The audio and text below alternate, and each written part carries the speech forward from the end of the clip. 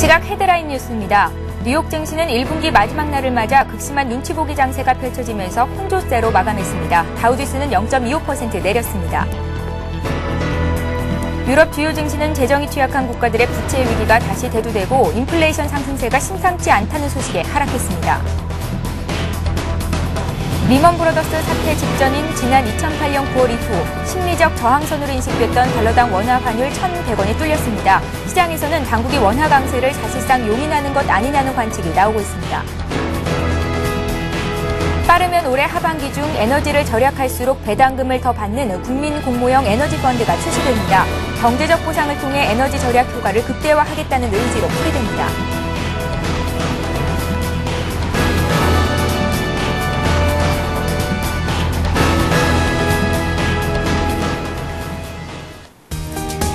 밤사이 마감한 뉴욕 증시와 전일 우리장 꼼꼼히 분석해보고 오늘장 실전 투자 전략 짜보는 시간입니다. 오늘의 대박 전략 시간인데요. 오늘도 역시 김성남 대표 그리고 정태근 전문가 자리에 모셨습니다. 안녕하세요. 반갑습니다. 예. 자, 외국인 투자자들이 7천억 원 가까이 순매수하면서 코스피 지수가 2,100선을 탈환했습니다. 주춤할 것이라고 예상했던 외국인들이 동시호가 시간에만 3천억 원 정도 순매수했던 것이 지수 상승의 가장 큰 1등 공신 역할을 했었는데요. 어제 외국인과 기관이 우리 시장에서 가장 많이 사들였던 종목은 어떤 종목들이 있을까요? 먼저 유가증권 시장부터 정리를 해보겠습니다. 네, 전일 코스피 매수 상위 종목들 살펴보도록 하겠습니다. 자, 외국인의 그 매수 형태를 딱 보면은 시총 상위 종목이면서도 아주 특별하게 사랑하는 그러한 종목들만 집중적으로 매수한 것을 살펴볼 수 있는데요. 자, 외국인은 삼성전자를 1,500억 이상 매수를 하면서 가장 많이 순매수를 했습니다. 두 번째는 기아차가 되겠고요. 세 번째는 포스코입니다. 뭐 이런저런 우려감들이 상당히 많음에도 불구하고 외국인들은 철강주들에 대해서 좀 매수를 들어오는 형태들이 어제 또 연출됐었습니다. 네 번째는 현대중공업이고 다섯 번째는 LG화학입니다. 자, 기관 살펴보겠습니다. 기관 어제 은행주들 상당히 강세를 보여줬었죠. 자, 신한주주를 가장 많이 순매수를 했고요. 두 번째는 두산중공업, 세 번째 대한항공도 역시 상승세 상당히 좋았습니다. 네 번째는 하나금융지주, 다섯 번째는 KB금융으로 은행주들의 집중된 모습이 보여졌습니다. 외국인과 기관의 관심이 조금 다른 것 같습니다. 외국인들은 자동차, 전기전자, 철강금속 등 기관이 내답한 종목들을 순매수를 했었군요. 자, 김성남 대표님이 그간 은행주 보자라는 말씀하셨는데 어제 은행주 상승이 돋보였었죠. 시총 상위 종목 중에서는 우리금융도 올랐었고 KB금융이나 하나금융지주 등도 상승세를 보였습니다. 자, 이제 코스닥 쪽 살펴보도록 하겠습니다. 코스닥 지수도 1%대 상승을 보였는데요. 역시 어떤 종목들을 사들였는지 외국인과 기관의 순매수 종목들 정리를 해보겠습니다. 예. 전일 코스닥 쪽 외국인과 그리고 기관 쪽 매수 상위 종목을 한번 알아보도록 하겠습니다. 외국인 쪽에서는 ELK, CJ홈쇼핑, 파트론, 셀트리온, 서울반도체 순으로 랭크가 되어 있고요. 그리고 기관 쪽에서는 네오위즈게임즈, 아바코, SFA, 인터플렉스, 하나투 순으로 집계가 되어 있습니다. 코스닥 시장도 전체적으로 525포인트에 마감을 했는데 코스피에 이어서 코스닥도 지금 외국인의 영향력이 좀 커지고 있다 이렇게 보셔야 될 것 같습니다. 그리고 외국인 쪽은 전일 터치패널주가 그 테마가 형성됐었는데 ELK 같은 종목, 그 터치패널 테마주인 ELK 같은 종목이 상위에 올라와 있다는 것도 눈에 띄는 부분이고, 그리고 아울러 서울반도체와 같은 종목들, 시총 상위 종목들이 랭크가 되어 있다는 것도 시장 전체적으로 올려주는 요소가 되었다 이렇게 보셔야 될 것 같습니다. 예, 원화가 강세를 보이면서 여행주에 또 매수가 집중됐다는 점도 특징적이었다라고 볼 수가 있겠습니다. 자, 이제 글로벌 증시 마감 상황 살펴보도록 하죠. 김성남 대표님. 네, 어제 유럽 시장은 또 전체적으로 좀 하락하는 그런 형태를 좀 보여줬었는데요. 유럽에 이제 여러 가지 악재들이 조금 전해졌습니다. 일단은 구제금융이 투입됐었던 아일랜드 은행이 또 추가 지원이 좀 필요하다라는 소식들이 좀 전해지고요. 포르투갈의 재정적자 비율이 목표치보다 좀 큰 것이 또 투자 심리를 약화시켰던 부분도 있습니다. 미국 시장 역시 거래가 상당히 한산한 가운데 눈치 보기 장세가 좀 펼쳐졌다라고 보여지는데요. 3월 고용지표 발표를 앞두고 있었지만은 혼조세로 마감이 됐습니다. 일단은 지금 며칠째 걸쳐서 지금 거래가 상당히 한산한데요. 그런 부분들이 이 기관들이, 그러니까 외국인들의 어떤 그 흐름들이 조금은 눈치 보는 장세가 나올 수밖에 없지 않았나라고 생각이 들고요. 차트적인 흐름에서 잠깐만 보여주시면은 지금 다우지수인데요. 정고점이 다 왔습니다. 그렇기 때문에 어떻게 보면은 우리가 여기서 잠깐 쉬어가는 것에 대해서는 뭐 크게 우려할 부분도 아니라고 생각이 들고 당연한 쉬어가는 구간으로 좀 보여질 것 같습니다. 일단은 우리 시장에도 오늘 그런 좀 쉬어가는 흐름들이 나올 가능성이 조금 더 높아졌다라는 점 여러분들 좀 참고를 하셨으면 좋겠고요. 중국 증시는 긴축 우려감들이 좀 펼쳐지면서 3일 연속 하락을 하게 됐고요. 일본 증시도 상승하기는 했었습니다만 여기도 조금은 이제 쉬어갈 구간을 조금 마련하는 듯한 그런 느낌으로 좀 마감을 했습니다. 예, 국내 시장 정리도 해볼까요? 특징을 보였던 업종이나 종목들 있으면 정리 부탁드릴게요. 네, 코스피 시장이 정말 예상과 정말 다르게 또 우리가 이번 주 내내 조금씩 조정에 대한 우려감들을 많이 표현을 했었음에도 불구하고 상당한 강세를 보여줬었습니다. 정말 두 달 만에 2100선을 탈환을 하게 됐죠.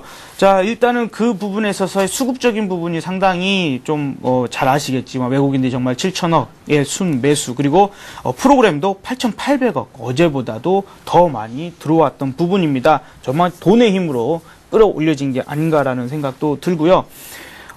사실 이제 그 시총 상위 종목들이 좀 혼조세를 보이기는 했었습니다만은 그동안에 상승하지 못했던 업종 쪽 그리고 은행 그리고 뭐 보험 이러한 쪽에서 또 IT 중에서도 또 이 차별화되는 그러한 형태들이 좀 많이 보여졌었죠. 이때 소외됐던 종목들, 우량주 중에서도 소외됐던 종목들이 강한 그 상승세를 좀 보여줬는데 일부 그러한 부분에 있어서는 윈도우 드레싱 효과도 그러니까 시장 전체적으로 나왔다기보다는 전 그 종목별로는 좀 나오는 그러한 흐름들이 보여줬던 것 같습니다.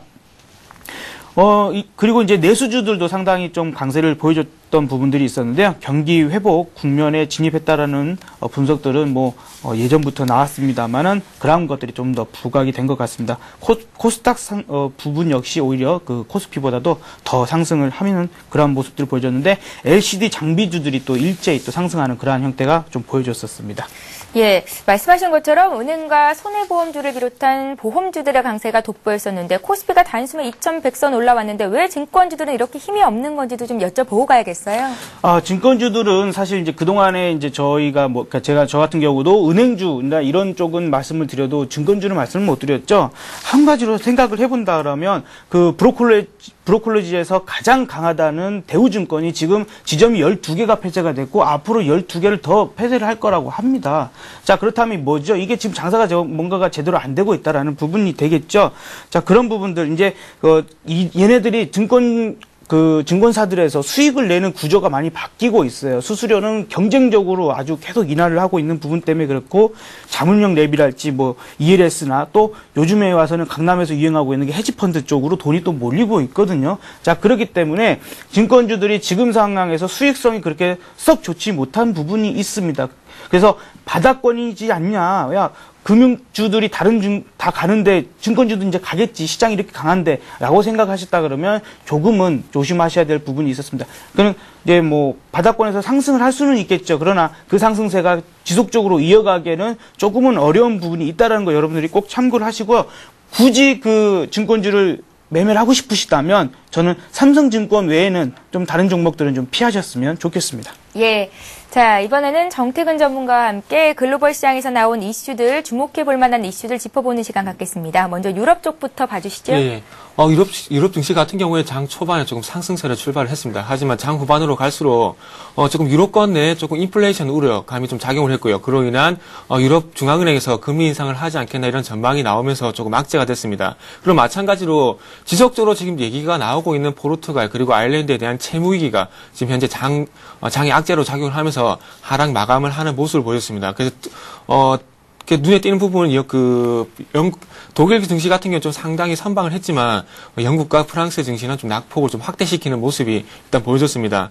그래서 아무래도 그 아일랜드 그 정부에서 발표한 스트레스 테스트 결과에 대한 부분을 좀 말씀을 드려야 될 것 같습니다. 아일랜드의 주요 4대 은행에 대해서 스트레스 테스트를 했는데, 결론적으로 240억 유로의 추가 지원이 필요하다는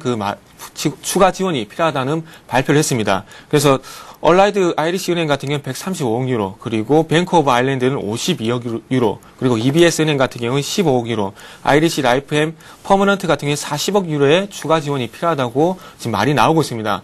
그 이전에 아일랜드 같은 지난 11월 같은 경우에 850억 유로의 그 유로 그리고 국제통화기금에서 지원을 받았습니다. 그래서 이런 구제금융이 지속적으로 되면서 이런 부분이 또 마찬가지 단기적으로는 지원이 되겠지만 이런 부분이 이후에는 조금 부담이 될 수 있는 금액이기 때문에 그런 부분도 조금 신경을 써야 된다 이렇게 말씀을 드리고 싶고요.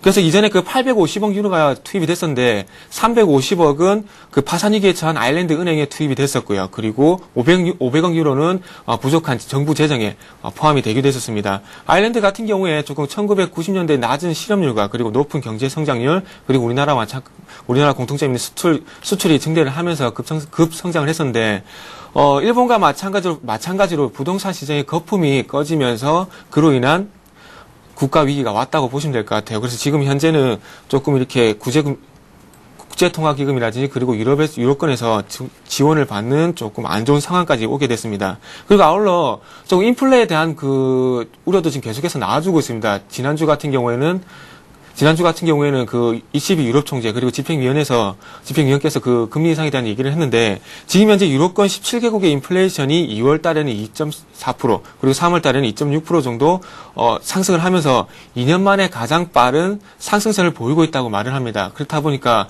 이런 그 시장의 소비자 인플레이션이 이렇게 상승을 하면서 거기에 대한 물가 우려가 지금 작용을 하고 있습니다. 그렇다 보니까 조금 유럽 중앙은행에서 금리를 올릴 것이라는 것을 조금 기정사실화를 하고 있는 것 같습니다. 그렇다 보니까 조금 그런 부분이 좀 시장에 조금 악재가 된 것 같고요. 그리고 마찬가지로 미국과 마찬가지로 유럽 쪽에서도 인플레 우려가 작용을 하면서 이후에 금리 인상 쪽에 조금은 신경을 써야 될 것 같아 이렇게 또 말씀을 드리겠습니다. 예, 이번에는 미국 쪽으로 시선을 돌려보겠습니다. 다우지수 같은 경우에는 0.25% 정도 조정을 받았는데요. 중요한 경제 지표들이 발표가 됐는데 지수에는 큰 영향을 미친 것 같지는 않습니다. 예. 일단은 그 전일도 말씀을 드렸지만 조금 그 고용 지표에 대한 그런 부분이 좀 최근에 미국 증시에 크게 작용을 하고 있습니다. 하지만 그 어제 발표된 지수가 지난주에도 한번 언급해드렸던 신규 실업수당 청구 건수입니다. 이 지표가 조금은 개선이 됐지만 시장 예상치보다는 조금 좋지 않은 시장 예상치보다는 좀 상회를 하면서 조금 호재가 되지는 못하는 모습을 보여주고 있습니다. 그래서 아울러 어제 제가 한번 말씀을 드렸는데 고용 지표라든지 이렇게 경제 지표가 발표될 때 예상치보다 상회를 하게 된다면 시장에 큰 호재가 될 수 있지만 시장의 예상치보다 마찬가지로 좋지 못한 컨센서스보다 개선이 되더라도 컨센서스보다 하회를 하게 되면 시장에 마찬가지로 큰 영향을 줄 수 없고 악재가 될 가능성도 크다고 말씀드렸습니다. 어저께 미국 증시 같은 경우는 최근에 좀 급등과 그리고 12,350포인트인 전고점 부근으로 다가가면서 추가적인 모멘텀이 필요한 상황에서 추가적인 모멘텀으로 작용하지 못했다는 것이 추가적으로 모멘텀이 작용할 거리가 없었다는 것이 조금 악재라 보시면 될 것 같아요. 그리고 아무래도 최근에 그 다우 증시 같은 경우에도 지금 현재 11,600포인트에서 지금 12,350포인트까지 한 700포인트 가까이 올라왔습니다. 그렇다면은 우리나라 증시와 마찬가지로 시장에 부담이 될 수 있는 지수대에 왔다고 보시면 될 것 같아요. 그래서 그런 부분을 조금 작용할 것 같고 지금 현재 추가적인 모멘텀이 없는 상황에서 오늘 저녁에 발표될 비농업 부분 고용지표가 전일 발표된 신규 실업수당 청구 건수와 마찬가지로 예상치에 도달하지 못한다면 주말을 앞두고 차익 매물 가능성과 함께 시장이 악재가 될 가능성이 크기 때문에 조금 오늘 저녁은 대비가 조금 필요하다 이렇게 보셔야 될 것 같습니다. 예, 잘 알겠습니다. 자, 여기서 잠깐 지금 시각이 8시 13분 개장을 한 47분 정도 앞두고 있는데요. 개장을 앞두고 각 증권사는 어떤 리포트들을 내놨을지 살펴보고 가겠습니다.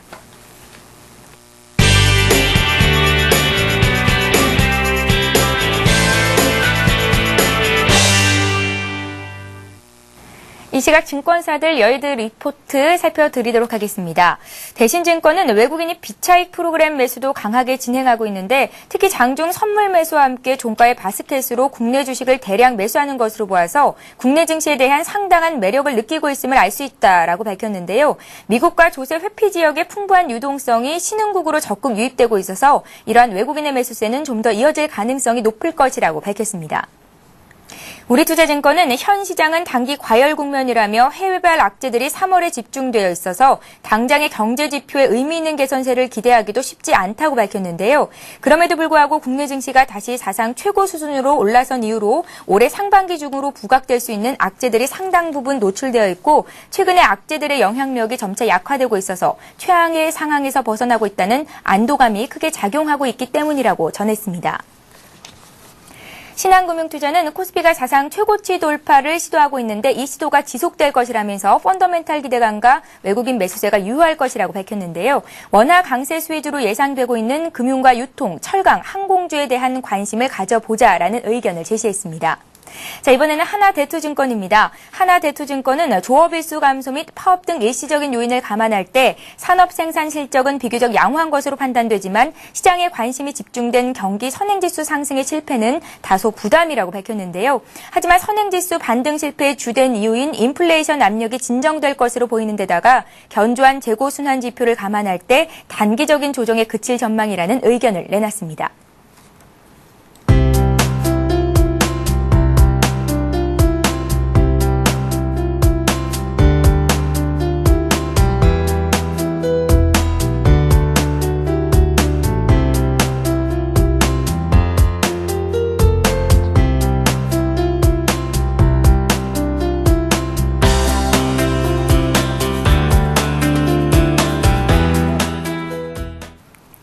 동양종금증권 리포트 내용 좀 더 자세히 살펴보겠습니다. 자, 오늘은 명동지점의 남희석 대리 전화로 연결해 보겠습니다. 안녕하세요. 예, 안녕하세요. 예, 동양종금증권 오늘장 시장 어떻게 예상하고 계신지요?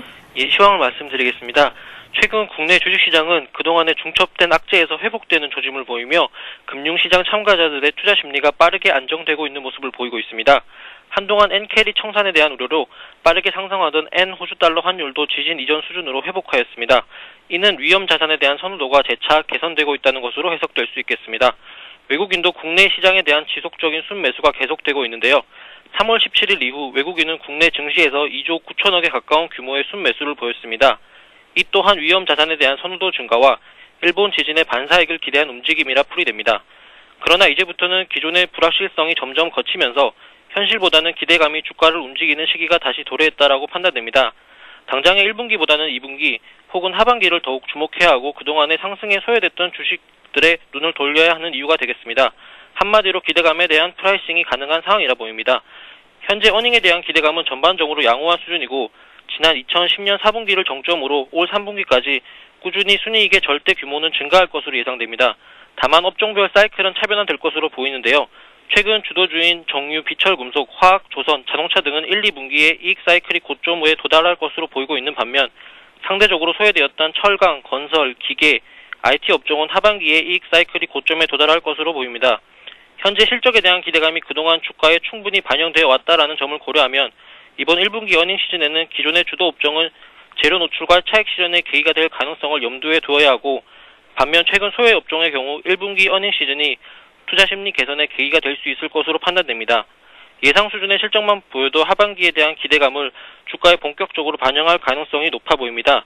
업종별로는 상반기 대비 하반기 이익 모멘텀이 두드러지는 업종 가운데 최근 상대적으로 소외되었던 철강, 해운, 음식료, 보험, IT 업종 등에 집중하시면 좋은 수익을 올리실 수 있을 것으로 예상됩니다. 이상입니다. 예, 오늘 여의도 리포트는 동양종금증권 명동지점의 남희석 대리와 얘기 나눠봤습니다. 고맙습니다. 예, 감사합니다.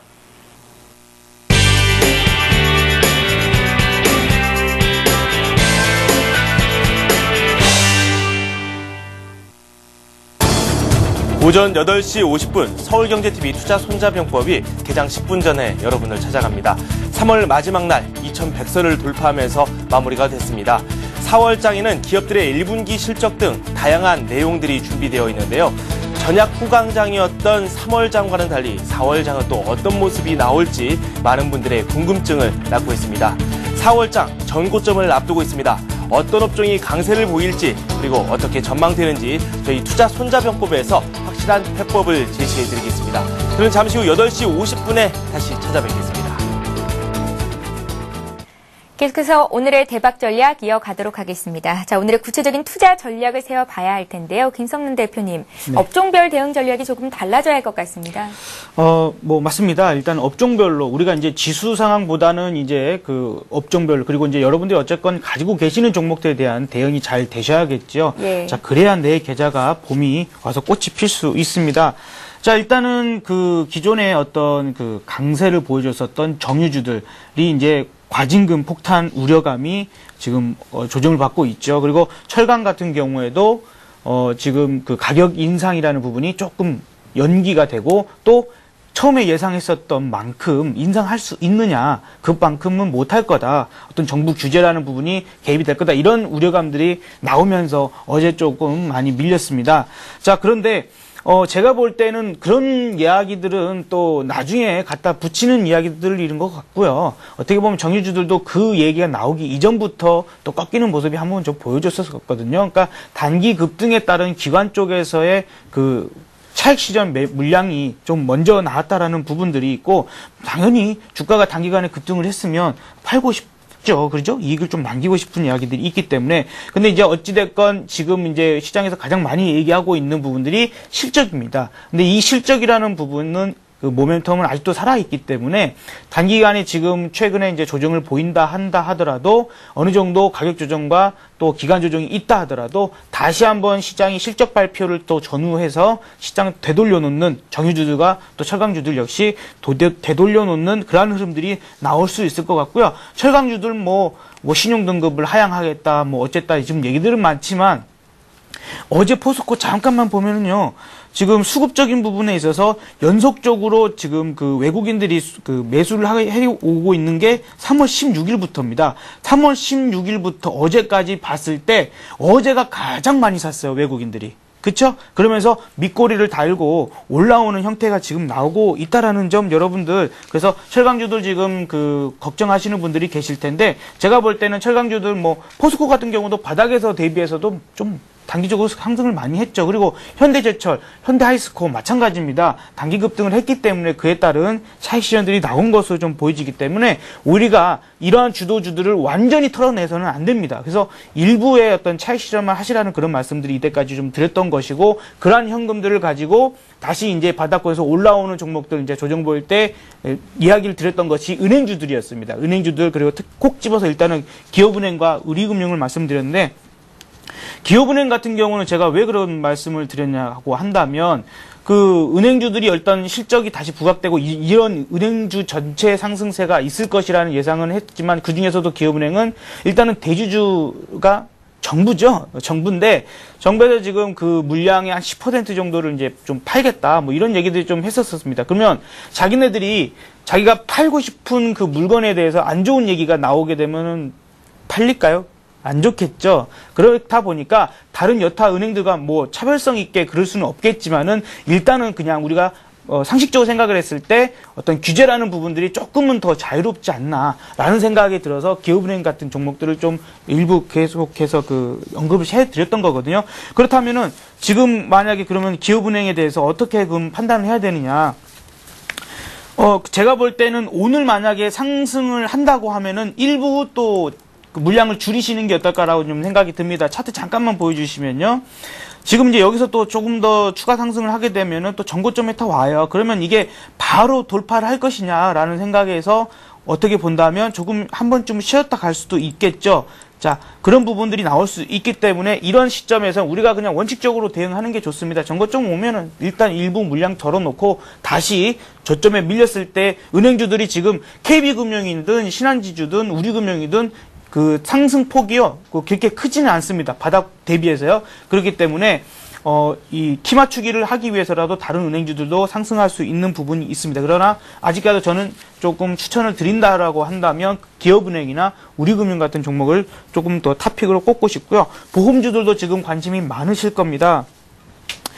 보험주들도 상당히 그 관심이 많으실 텐데 실적 이야기들도 또 나오고 있고요. 어쨌건 지금 제 주변에도 그 보험 설계하시는 분들이 형님 지금 뭐 보험료 이제 곧 올라가요. 빨리 지금 다시 들으셔야 됩니다. 막 이런 얘기들 많이 지금 최근 많이 들으시죠. 항상 3월, 4월 되면은 그 얘기 많이 나오거든요. 이제 예. 임플란트 보험 없어져 막 이러면서 많이 하시는데 일단은 자동차 보험료들이나 이제 이러한 부분들 그리고 보험사에서 그 고객들한테 지급하게 되는 그 보험금이나 이러한 부분들이 보험사들이 유리한 쪽으로 지금 많이 개선이 되고 있습니다. 그리고 어때요? 우리가 한 가지만 더 생각을 해보죠. 지금 고유가죠.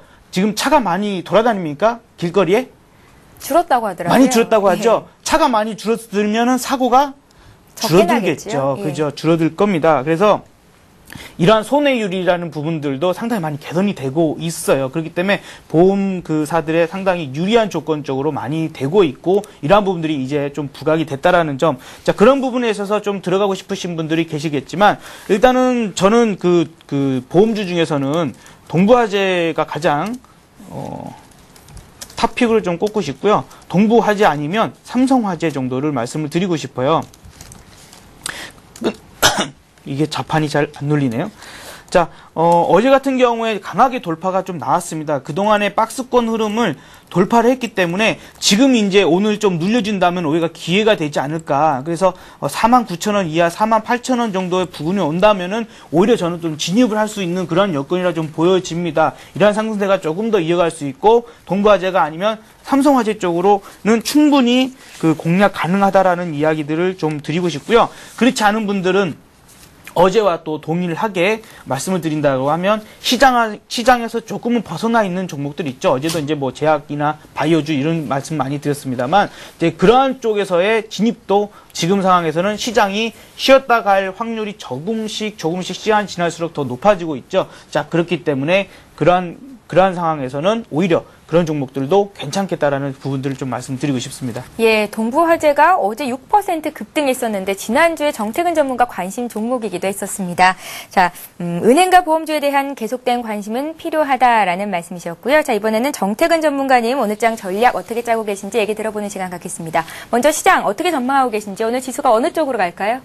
네, 일단은 그 뭐 추가적으로 위쪽으로 간다고 봐야 되겠죠. 예. 일단은 그렇지만 저 개인적인 전략은 어제와 변함이 없습니다. 이 부분에서 조정을 받을 수 있다, 이렇게 먼저 제 전략에 대해서 말씀을 드리고, 그렇지만 제 전략은 조정이 온다고 말씀을 드리지만, 하지만 시장에 조금 순응하는 모습을 좀 보여줘야 되겠죠. 그래서 상승과 그리고 조정에 대한 대비를 똑같이 경우수를 두면서 가져가셔야 될 것 같습니다. 자, 그렇다면 이제 뭐 시장이 많이 올랐습니다. 1920포인트에서 2100포인트까지 올라왔습니다. 그렇다면 좋은 고점인 20포인트, 2120포인트까지 못 가란 법은 절대 없습니다. 그렇기 때문에 1차적으로는 2120포인트까지 추가 상승의 대비를 먼저 하시고요. 그리고 어저께 제가 2010년 6월 말 그 상황을 말씀을 드리면서 2010년 6월 말에 1740포인트까지 V자 반등을 보이고 난 뒤에 조정을 받았던 때를 제가 말씀드렸습니다. 그리고 그러면서 그 조금 상승세가 주춤을 하면서 조정에 대해서 말씀드렸는데, 일단은 저는 그렇습니다. 전고점이 일단은 최근에 조금 반등폭이 너무 크기 때문에 조정에 대한 대비는 필요하고, 그리고 어쨌든 이전 2120포인트에서 한 달 정도 계속 지지부진한 흐름을 보이는데, 거기에 대한 매물 부담도 분명히 발생할 수 있다고 말씀드리고 싶습니다. 그래서 정리를 하자면 1차적으로 2120포인트의 돌파에 대한 시도가 한 번 더 나아질 수 있다. 하지만 전고점에 대한 부담감이 작용을 하기 때문에 조정에 대한 대비를 하시라, 이렇게 말씀드리고 싶고요. 그리고 저는 최근에 조금 특징적인 부분이 있는데, 자막에 나가겠지만 프로그램 매매가 상당히 많이 유입이 되고 있다는 겁니다. 자, 어제 그리고 그 이전 1조 7천억 원의 프로그램이 매수가 유입이 됐습니다. 지금 현재 이런 부분을 한번 살펴보니까 그 시장 베이시스가 상당히 강합니다. 시장 베이시스가 상당히 강하다 보니까 프로그램 매수가 유입될 수 있는 그런 여건이 마련이 되고 있습니다. 아무래도 전일 제가 한번 말씀드렸지만, 외국인 쪽에서 IT, 자동차 그리고 화학 쪽으로 매수를 하다가 시가총액 상위 쪽으로 종목군이 옮겨가고 있다고 말씀드렸습니다. 자, 시가총액 상위 종목군이라면은 코스피 200 내에 놓이는 종목들이죠. 그렇다면 코스피 200 지수가 강할 수밖에 없고, 그로 인한 선물도 강세를 보이니까 시장 베이시스가 동반적으로 강세를 보이면서 프로그램 매매에 우호적으로 작용을 하는 것 같습니다. 각 증권사 리포트를 한번 보시면은 프로그램 매매가 강하게 유입이 되면서 우리나라 시장에 대한 매력이 그만큼 높아졌다고 말을 하고 있는데, 제가 보기에는 그에 좀 반대되는 의견을 좀 말씀드리고 싶어요.